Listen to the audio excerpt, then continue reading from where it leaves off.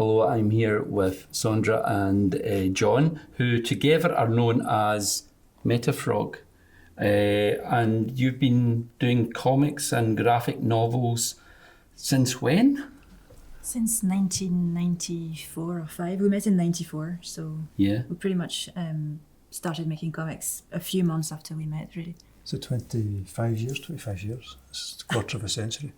And I always think, I'm in a collaborative relationship as well with different people, being a musician and writing songs with different people and playing with different people.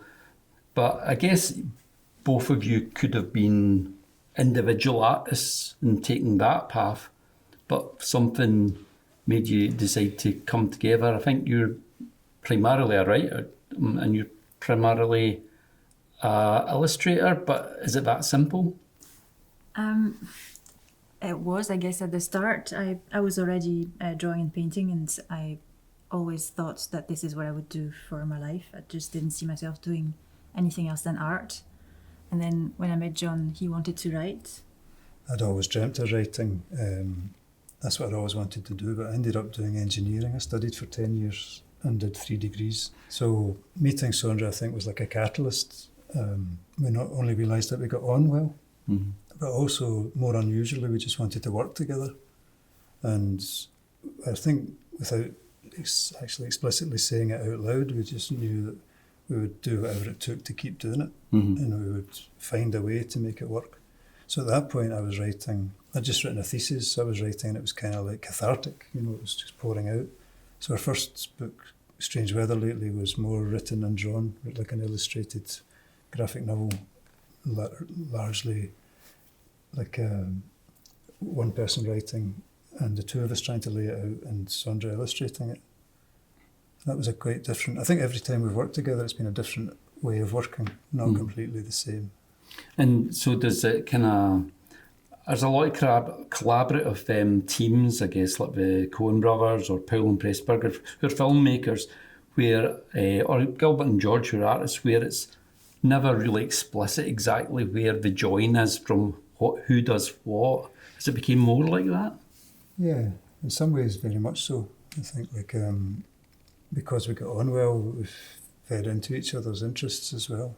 I think our ways of working have developed. At first it was more clear-cut, like he was writing and I was just doing the art, not illustrating, because it's much more kind of linked in graphic novels. But as we've worked together over the years, it's kind of become a bit more blurred. So we both work and develop the stories together, and sometimes it's hard to even remember who's come up with what. Yeah, no, I totally. I get that definitely happens in music, and that becomes actually almost a magical thing where you actually forget which part of the thing came from which person. You're hoping that the whole will be more than the sum of the parts. Yeah. And it's quite a difficult thing to interrogate the creative process.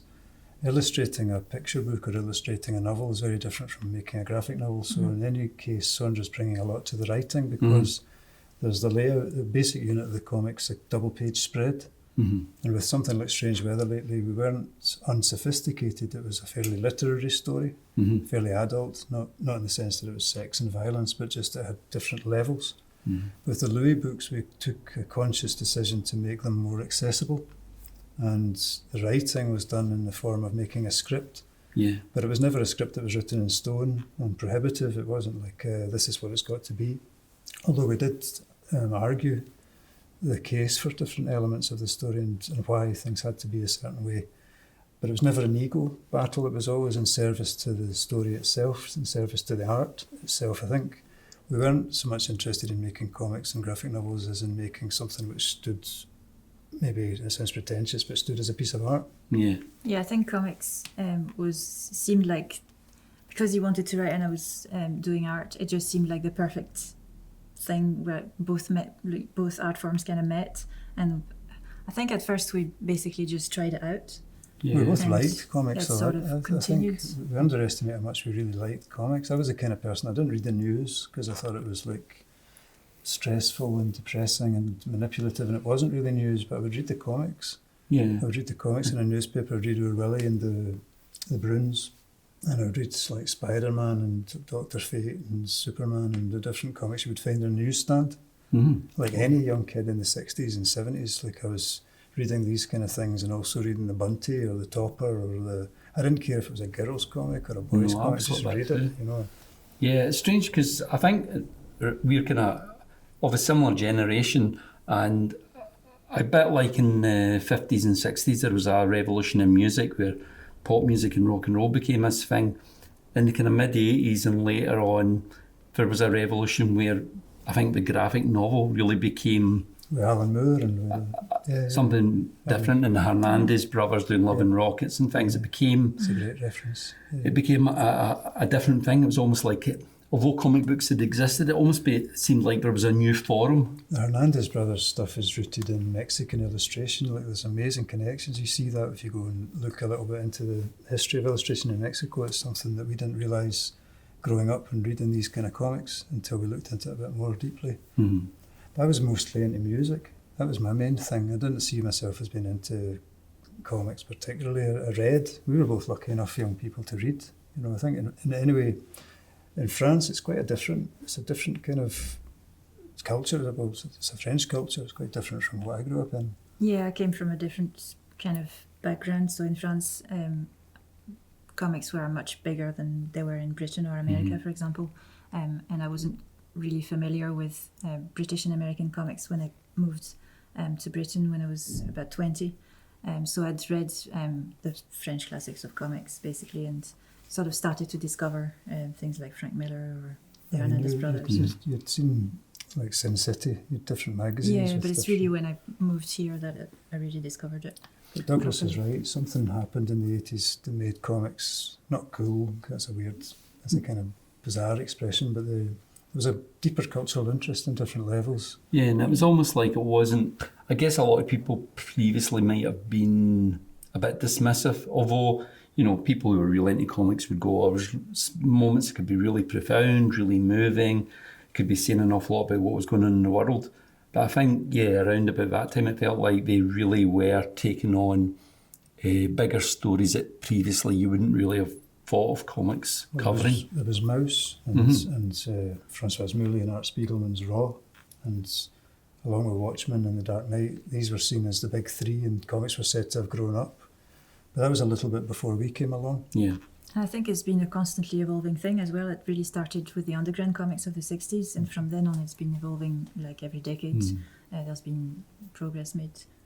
In literature, there wasn't such experimentation in the 60s as there was in music or comics. Comics saw, like Sandra said, with the undergrounds, people like, not just Art Spiegelman, but obviously Robert Crumb and Bill Griffiths, for example, Dennis Kitchen, you know, and the psychedelic poster art. There was a tie-in, like Rick Griffiths and all these people. It was kind of mind expanding and consciousness expanding, you know, like, and a lot of them wouldn't have even bothered taking drugs, you know. Yeah, well, they were there already. Some people are there already. One of the things I think's interesting, but because John, you're talking about your kind of love of pop music and things, and we used to meet in the street and we'd talk about music, and you know, you'd been at concerts that I'd been at as well, and we'd a kind of shared thing there. But I think sometimes people, they don't understand in a way how important it is to embrace and how you can be influenced by a whole range of culture, even though what you're doing doesn't necessarily seem to be to do with music or to do with film or to do with certain other forms of the arts. They all feed in, I think, to being a creative person. Definitely. I think it's essential, and it's essentially about communication. I was really lucky to be born when I was born because there was a DIY spirit. I don't know whether you'd call it punk, but I was listening to like the radio, and it would be like Radio Luxembourg, because we had no money. So a radio was like a wee tiny plastic thing, a transistor radio or something like that. And then there was John Peel, and that was access. If you didn't have a record, you could hear it on John Peel maybe, or your friend might have the record, or they'd tape you. I know you weren't meant to tape records because it was screwing the artists, but essentially that was our culture. Oh no, definitely. And I would go to see 3 or 4 concerts a week, and that sounds a lot. I don't know how I managed it because I had no money. Yeah, because tickets used to be 20 pence. Yeah, 10 an awful lot. Because concerts didn't need to be so expensive because they were there basically sell records. So the concerts were very often a lot less, even relatively, they were a lot less expensive than they would be now. Yeah, I don't think you were conscious that you were supporting a culture or that it was a scene or anything like that. When I was lucky enough to go to university, that in a way gave me more access. But we used to come up and go and see the Clash or the Fall when we were still at school, and find a way to either sleep rough or hitchhike back or take the mail vans back to Greenock, to Gourock, you know. So you'd find again you would take what you could from all around you. I don't think we ever stopped reading, like as kids, you know. Like That do-it-yourself spirit thing you were talking about, it kind of happened in the kind of punk rock revolution. I mean, there was a famous fanzine, Sniff and Glue, which had here's a chord, and here's another chord. Go form a band. Go and form a band. Yeah. But I think that do-it-yourself spirit, probably from just knowing what you've done and the kind of how it's kind of grown and what it grew out of, must have some ways informed your thing of, well, we've got this, let's go and do it. Very much, yeah. There's no doubt about that. Yeah. It didn't go down a kind of formal path of, you know, big publishing houses and... We tried, we wrote to all the comics publishers, and then we realised that the best thing to do would just be to get something out there. And because we had no money, no budget, we called it like instead of a low budget, we called it a no budget. Yeah. We tried to be creative about getting the stuff out. Well, I think also when we started, there weren't really that many publishers who published comics. There was a few underground or small press publishers, and that was it. So the choices were really limited. So a lot of people ended up doing their own thing and doing their own mini comics and their own self-published comics. And funnily enough, now that there's more publishers around, there's even more indie creators that do their own thing. So we printed 500 copies of each of the issues of Strange Weather lately, and we sent them around the world to different fanzines and other comic creators and different people. And in response, we received quite a lot of magazines, comics, and reviews. We sometimes got reviewed, and we kind of built it up. And we couldn't afford to print the comics, so what we did was we spoke to like-minded people we felt were like-minded. I felt embarrassed, maybe more than embarrassed, but I realised that this was something I desperately wanted to do. I'm not even really sure how I managed to do it, because it took a lot of time, and you had a door slammed in your face very rarely, in actual fact. Quite often you made friends with the people, or deepened friendships, and it was like for £25 or £50. But if you sort of like, we went to people like Stereo, didn't exist yet, but it was like 13th Note, or Nice and Sleazy's. We even wrote to comic shops that had replied to our initial kind of greeting. So Abstract Sprocket in Norwich, John Smith's, well, it still existed, the wee camera shop, Quigs, all of these people, the art store as well, Michael at the art store, all of these people supported us. Cafe Gandolfi, I can't remember, I'll send you the... Yeah. It's that thing of, I think Glasgow's always had that, and I think it's got in its musical community, its art community. And I think there's a real crossover of people who went to art school or were involved in the art school scene, but they were also into bands and they were also into record labels and comic books. So there was always a quick... Did you see it as a scene, not consciously? No, I saw it more as a community. Yeah. I think a scene sort of, to me, conjures up a notion of people being kind of a little bit elitist and keeping other people at arm's length. But I always found it was more like, if people seemed genuinely really passionate about wanting to do things, other people were excited by that. That's what I really liked about Glasgow when I first arrived. It seemed like really vibrant and full of people like really passionate about whatever they were doing, but like there was a real kind of buzz about the place. And people were always doing that thing, I think, in Glasgow as well. If you were into something, I think people would have a generosity about it. Because I would, I'd go to some like a club like Splash One in the mid-80s, and people would be going, "Oh, I know you love this film. Do you know this film? Yeah. You would love that." And they'd give you a bootleg VHS of it or whatever he taped off at a BBC Two late one night. And you would go, "Oh, well, maybe you'd like this book. In fact, the music on this album sounds a bit like the soundtrack." And it's always had, I think... 46 West George Street. But it's always had that sort of atmosphere, I think, Glasgow, in a creative way. And I think sometimes some people are a little bit, maybe a bit shy about coming forward and actually kind of diving in and going, well, I've got some stuff I'm passionate about, but it's almost like if you're passionate about things, you need to let out your system. It's easier said than done, though. I think there's shyness, and there's other social factors, like the strangeness of going out and seeing like 600 people, because there was a lot of people came to see like television personalities or Felt or, the bands that played at Splash One. Some of them were amazing, like Jesus Mary Chain played there. It was about the second or third gig. On stage for about 15 minutes 15 or something. 15 seconds, that's right. But maybe it'd be I know it's kind of jumping forward a wee bit, but I'm quite interested in, as you said, all the processes have always kind of been different for each maybe artistic project, but you brought along some... It's not really jumping forward, because after we did Strange Weather Lately in black and white, we realised that it reached a lot of people were interested in it. Boy Scouts wanted to put it on as a play to raise money for a new roof and things like that. We decided we wanted to make a full colour book, which was crazy, because that's 4 times as much work for the printer, and it's a lot more work for making the book. Like instead of making a comic every 2 months, we took a year to make a book. Right. And again, I don't really know how we managed that. I think I tutored a little bit, and basically, rather than you taking a job, like a shop job or something like that, it seemed more practical. It sounds crazy now, but it just seemed like the way to do it. And we were very lucky, because the book got read and reviewed, and it did quite well. It sold out, in actual fact. How many books about this character Louis did you end up doing? 5 stories and 6 books, because Sandra took the time to redraw and repaint Louis Red Letter Day. And it was serialised when the internet started, whenever that was, early... Kind of late 90s, early 2000s, Yeah. Do you want to talk us through what these sort of show, the kind of process is? So is this the initial... So this would be the penciling stage. Just pencils. And then... Rough pencils first, then tighter pencils.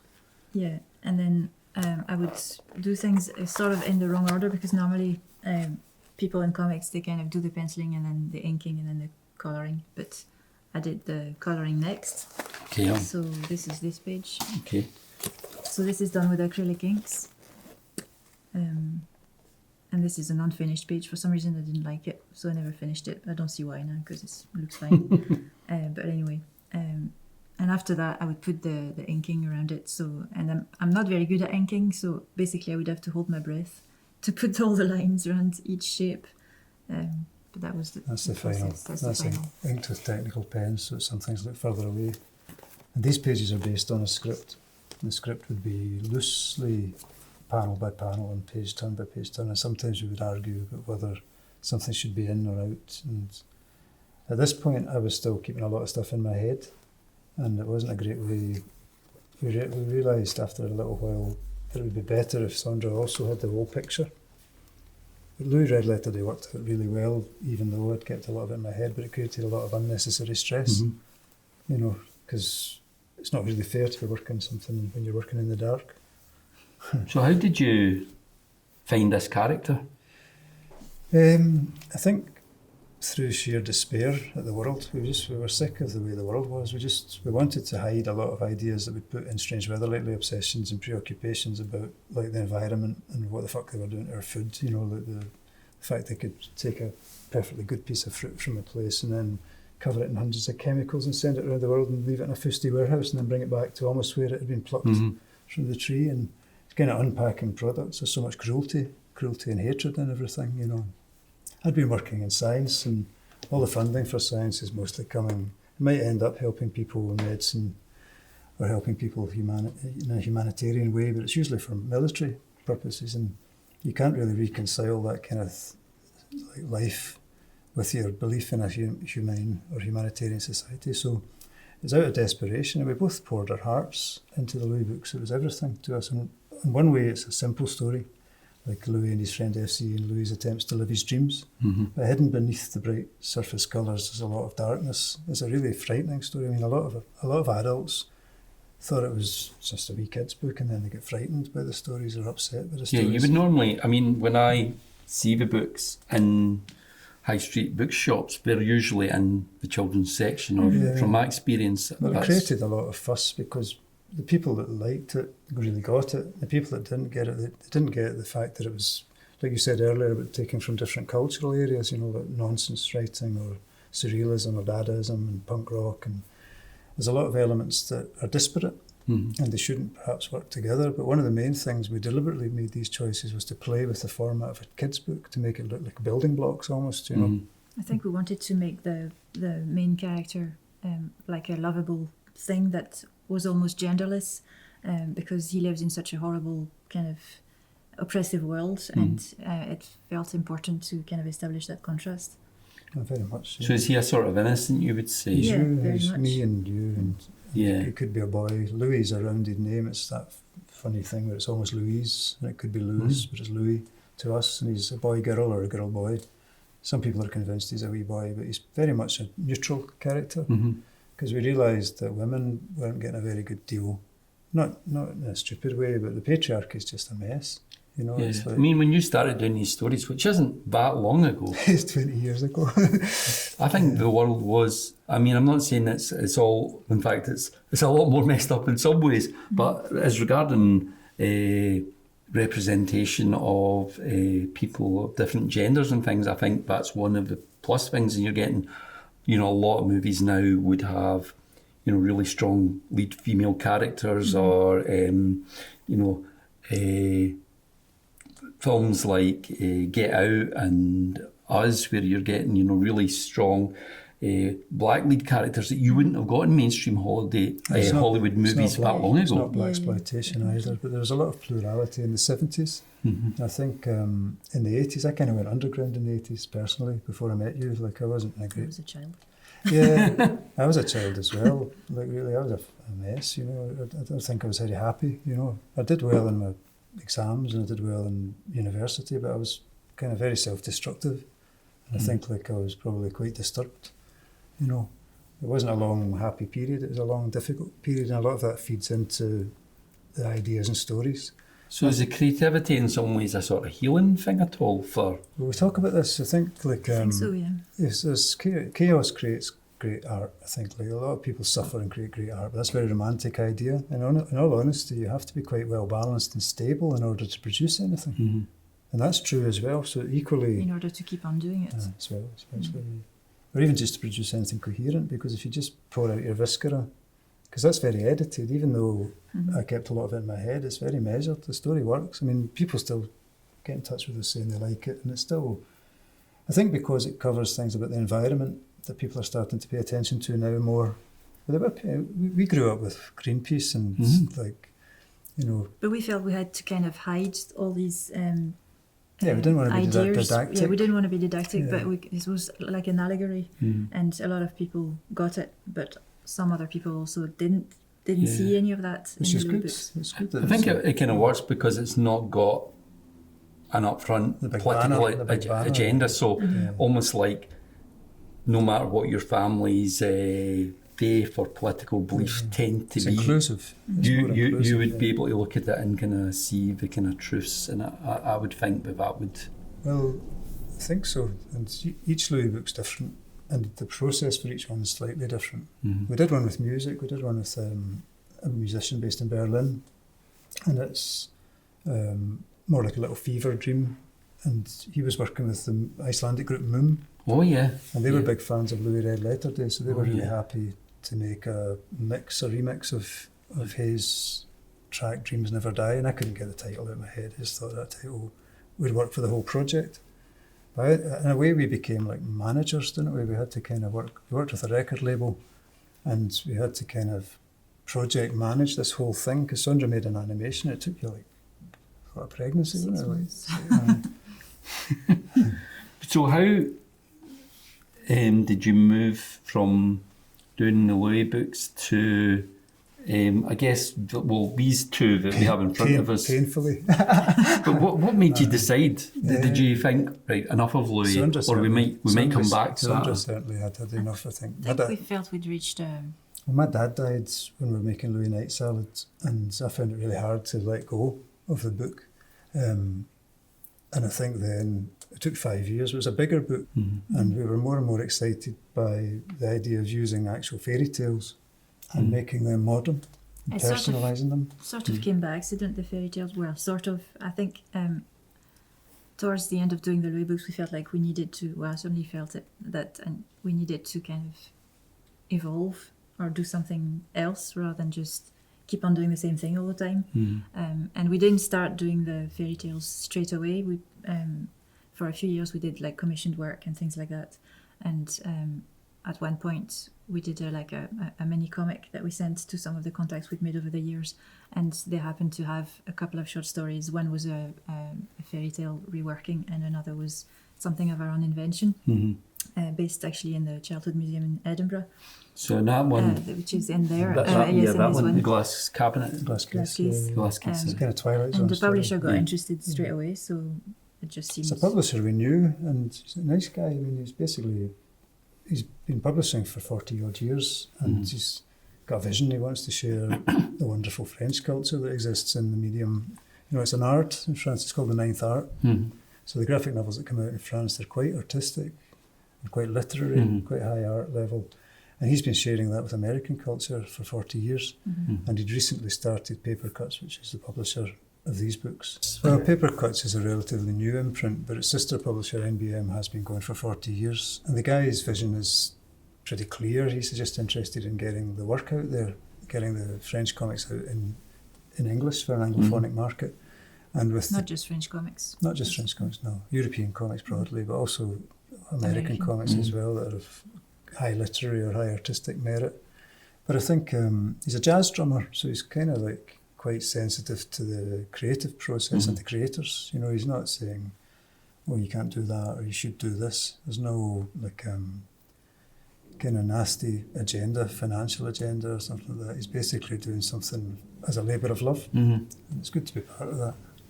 I mean, I was quite taken by the glass case story, because you said it's a bit Twilight Zone-y, and it did make me think of there's a Twilight Zone story about mannequins, but it also made me think of folk tales, and it made me think about my own trips to things like museums where they're almost uncanny, some of the things you're seeing behind the glass. And I guess films, even like Night in the Museum, have that kind of notion of, when we turn away, do they all come to life and have...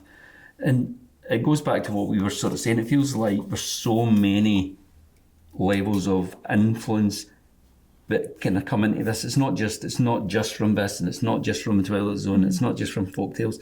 No, you're trying to make it your own, and also I think great art or literature, in a way, takes stories that perhaps exist, but it sparkles them against each other and makes something modern, but also recognisable. So the thing I was going to say about, you've got the glass case and the Red Shoes book, and it fits in so well. It's your own story, but it fits in with these Hans Christian Andersen tales, because to me, it's got almost the same thing where it doesn't have a happy ending. It has a kind of ambiguous ending where people almost find some sort of peace through, almost like through death, or a death-like state. In some ways, it's not that dissimilar to the Louis world, because Louis is in a world that he wants to get out of and he can't. And this character in the glass case is basically in the same situation. It's just a different kind of set of parameters. But and the Little Match Girl's almost like that as well. She's in this very sad world where she's cold and lonely and alone. And a release from that world seems to be basically being taken to death. I think if you grow up dispossessed, you're not looking for escapism in art, you're looking for change. You're looking for something that actually smashes the status quo and alters things. So it's quite radical in that sense. Also, I think the Louis books are informed by nonsense and by fairy tales, but so is all our culture. And we're driven by the culture, and it's a kind of construct, and people forget that. Because I feel sometimes that everybody's going around hypnotised by their own reflection, like narcissists, and they're not in a happy place. They're just being milked. In actual fact, their compulsions are being measured, their obsessions are being monitored, and they're being controlled. You can't tell people that. So if you make a story telling people that, they're going to hate you. So in a way you sublimate it, you put it in there so that it's something they might take away from it without hurting them. It's about being kind, and trying to not stamping on people and saying this is what you have to do. But these are ways of telling stories that we got excited. I mean, we like the Twilight Zone. It's something that makes you smile. You know, like Rod Serling is amazing. You know, you can hear his voice in 90% of the Twilight Zones. Even the ones he didn't write, they're still informed by his measure and his way of interrogating the uncanny and bringing out the eerie. And I think you're looking for the magic when you're a kid, you know, but you're also a truth seeker. You're looking for something that's going to take you. And you might look for that in drugs, or you might look for it in like travel or in different escapisms. Eventually you'll come to the sense that you'll find it in yourself, if you're lucky, you know. And maybe you do find it in death. I mean, who knows? But I don't think anything else drives us apart from sex and death. And in many ways they're the same thing. It's a big release if you're lucky, you know.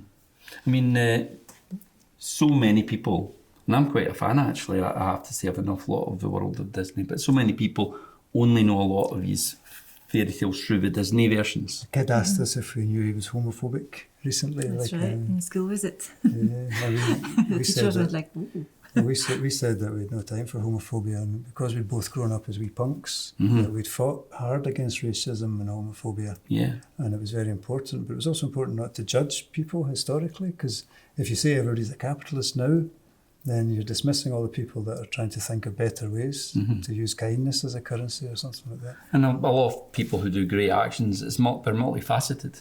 You know, you can look at some of the people that have done the greatest things for the world, and you could find one aspect of your people go, oh, that's totally repugnant, but they would think that about this. And it's beautiful art. Yeah. Rudyard Kipling, that wrote The Jungle Book, was very right-wing and not a very nice person, but he wrote beautifully. Yeah. And there's also certain truths in the books that are very universal. You can't cancel culture. You can't sit in the present and look back and hate and annihilate everything that's been before, you know. And you can't judge a piece of work by judging the person or the personality behind it. I mean, in some ways it's kind of linked, but in others it's not. No, I know these people are dead and gone and the art lives on. Yeah, but nice people tend to make likeable art. You know, and if you judged everybody, you know, as you say, every little facet of their character, every minute of every day, if they were off their face and they did something horrendous. I don't think the art should be no done away with because of a... No, certainly not. No, it's got to stand on its own. Yeah. But what I was going to say, that you seem to be drawn to, I mean, the Red Shoes, The Little Mermaid, The Little Match Girl are all, unless you're looking at the Disney version, are all stories that have definitely not fairy tale happy endings. They're not fairy tales as in, and the prince came and rescued.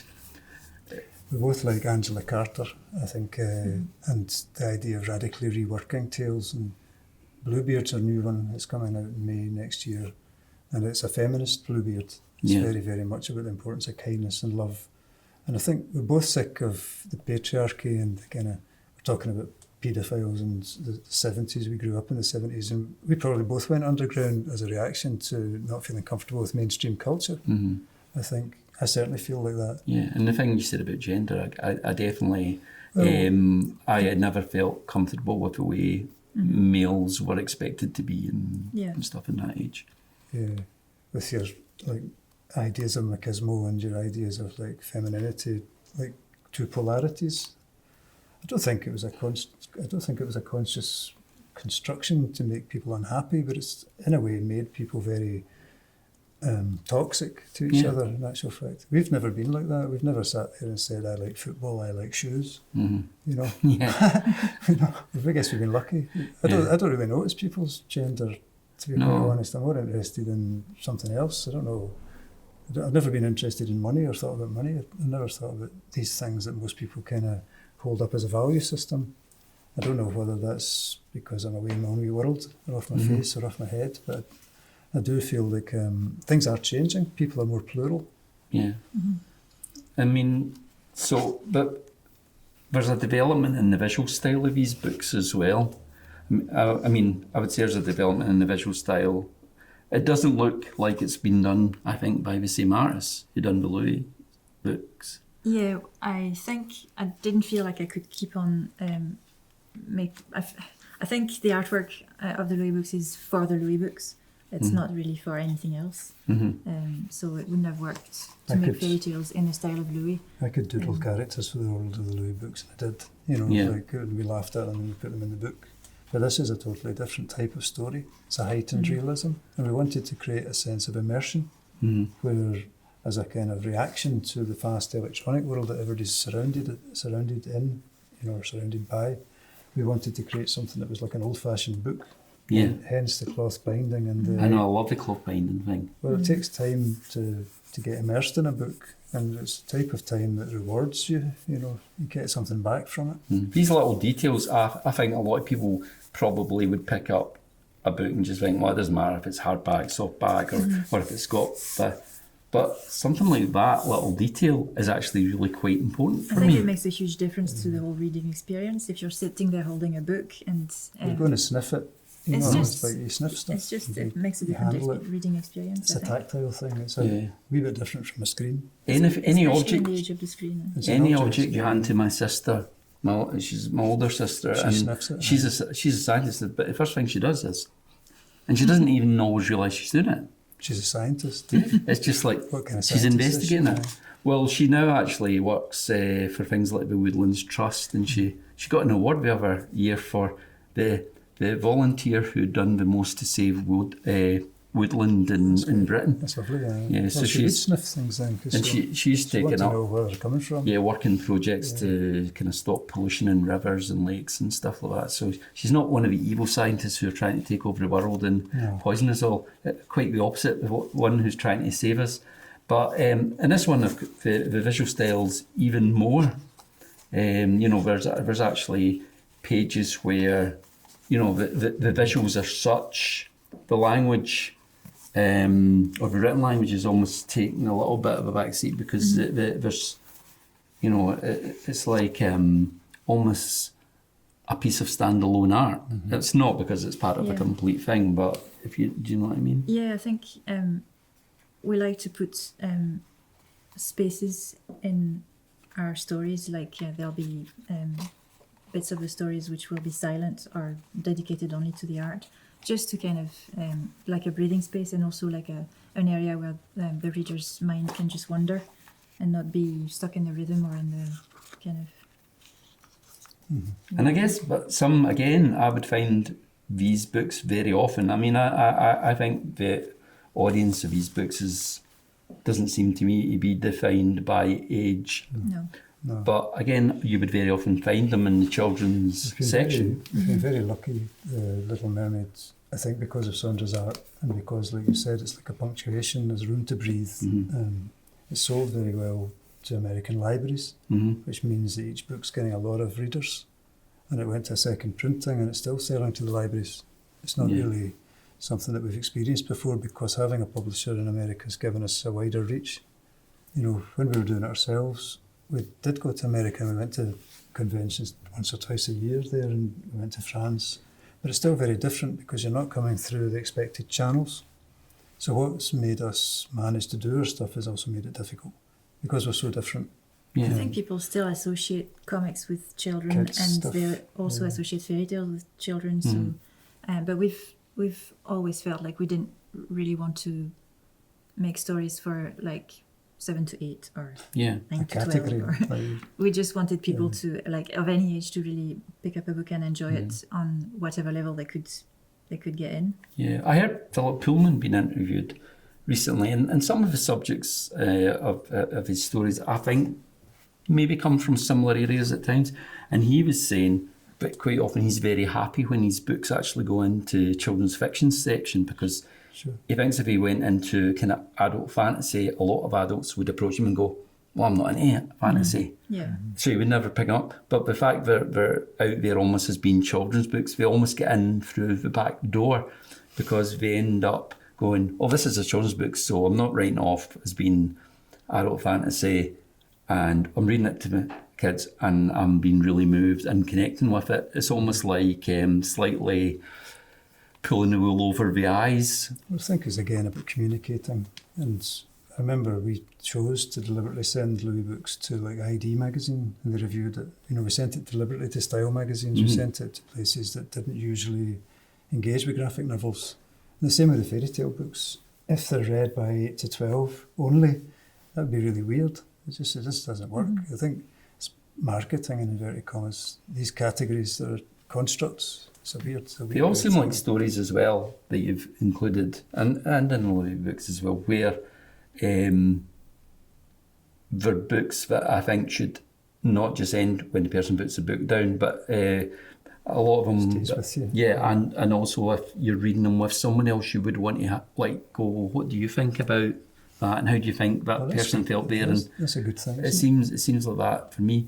But the next project, as you're saying, is Bluebeard. I can't imagine that's necessarily going to end up getting put in the children's section so much. I'm not and sure. I don't know. It's It's quite still with seems quite a Papercuts, bold which is choice. Children's publisher, yes, and we're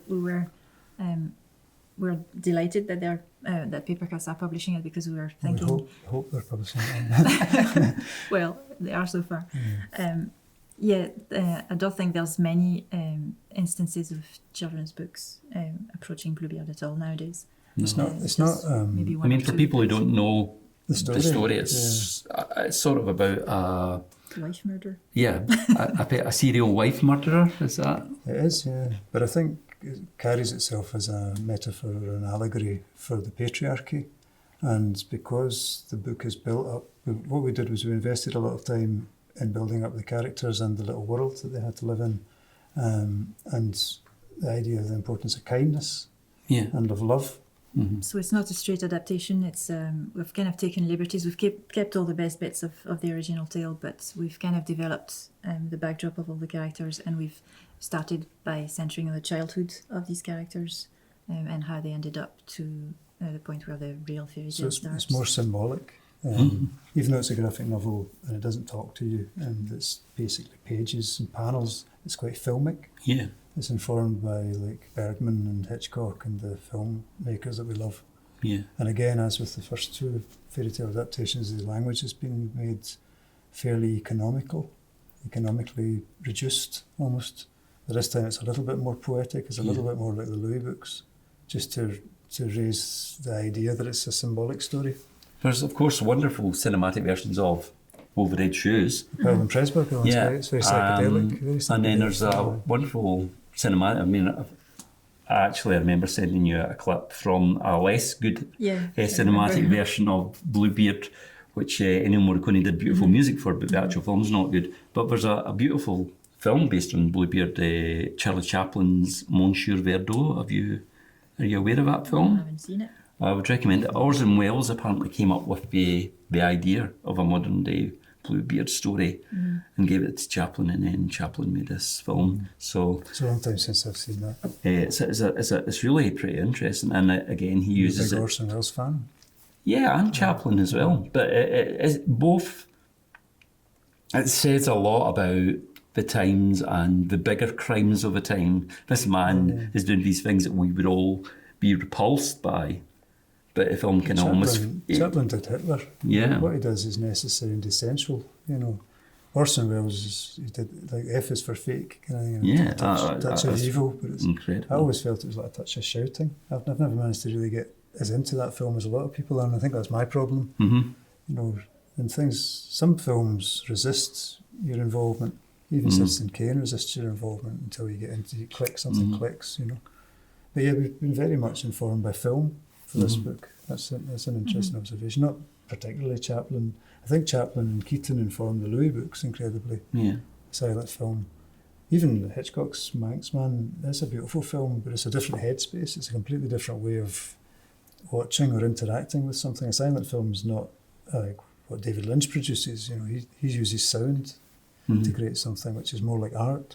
So again, film can be elevated to art.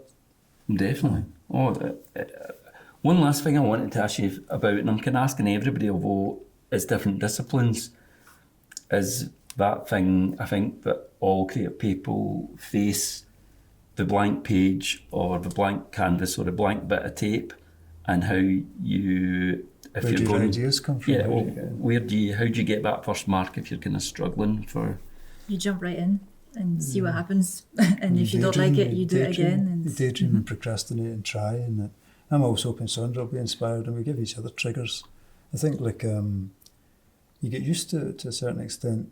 You're not always going to be able to write a classic first time. Sometimes a sentence will even resist being written down, and then you do need to edit. Like we talked earlier about just producing your viscera and doing it yourself and being creative. That's all well and good, but you do need to edit and work things. I was rereading Muriel Sparks' books, and I think Robinson's like a wee blue-green gem, because it's so well crafted, it's so well honed. I don't know if she thought very much of it. Yeah, but she has a brilliant writer. But even people like Spark or even Beckett, they didn't think much of their own writing. And Saunders, it seems you're never particularly happy with the illustrations you produce. It's like you're not convinced that they're good enough, So there's always that. You're striving. Yeah, you're striving for, rather than being self-satisfied and going, I'm great. You try to get better. I think so. Yeah, I think so. And I don't feel self-destructive anymore. I don't feel the same as I did in my 20s or 30s, or even I think my 40s was a bit calmer. But something's happened, and I think part of that's failing regularly, and trying again. That you're becoming, in a sense. You're trying to produce something, hoping to connect as well. Yeah, I think one of the big curses of anyone who's creative is a fear of failure. I think the actual thing of, it's a bit like you're never going to learn to walk if you don't fall down a lot. Don't be afraid to make mistakes. Yeah, I think failure's an underrated thing, getting something wrong. Yeah. Certainly, I think if you put out a printed, finished book and it's not right, there's something wrong. We worked hard. We worked for 5 years on Louis Night Salads to make it a stronger book. And it was hard. It was really, really hard, but it made it a better thing in the end. It was like weaving a tapestry and removing one of the strands, and in a sense, that extra space that removing that strand created made it a stronger story. And that was a peculiar thing, And neither of us found it very easy. And I think that was the point where we were also working, as Sandra said, doing commissions and other stories, and that fed into making the fairy tale adaptation. So it was natural in a sense. There's never a moment when it's particularly easy. There's occasionally stories come almost fully formed and you think, wow, that's quite straightforward. Well, especially in the case of graphic novels, because it's a lot of work. such a huge time investment. Yeah. A lot of time even just in the daydreaming and the procrastinating to get the script off the ground. I guess that's the thing about, I think earlier on, I can't remember if it was before we started filming or whatever, but we were there was some sort of discussion of not giving in dreams or never stop dreaming. Yeah. And I think that's an important thing for creators. Depends how determined you are or how deluded or crazy you are, I think, as well. I think there's a fine line between delusion and determination. Well, neither of us have got we work together, so we don't have a rich spouse. We don't have somebody that's just, don't worry, I've got the salary from my job. We don't have rich parents, and we don't have like a big bag of rubies. We don't get a big bag of rubies or something that we can rely on. So we've had to be quite resourceful. And I think if you're determined, then you might, if you work hard, get somewhere. There's no guarantee you get somewhere. And it could be be somewhere you get could be discovered after you are no longer around to get the benefits. Angela Carter died. Or it could be what you didn't expect. It could be something that something that you didn't picture. Yeah, it takes you in a different, life takes you in different journeys. Well, thank you for coming along. Thank you. It means a lot to have you here. And I know it must be painful for you guys having to wait for the next book to come out, but more so than me, but I am feeling slightly like, I hope I'm still around to see it. I'm sure you will be. You're only 34, aren't you? Oh yes, I'm a teenager at heart. Well, thanks again.